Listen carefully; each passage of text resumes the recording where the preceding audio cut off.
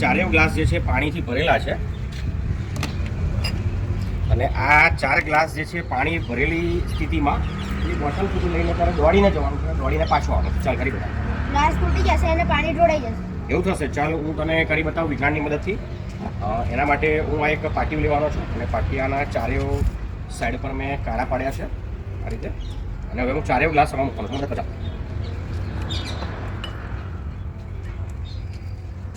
ચારેય ગ્લાસ મૂકી દીધા છે અને હવે હું દોડવાનું છું.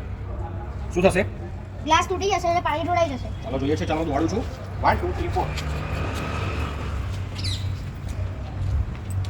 ચાલો ફરી દોડી બતાવું છું તને.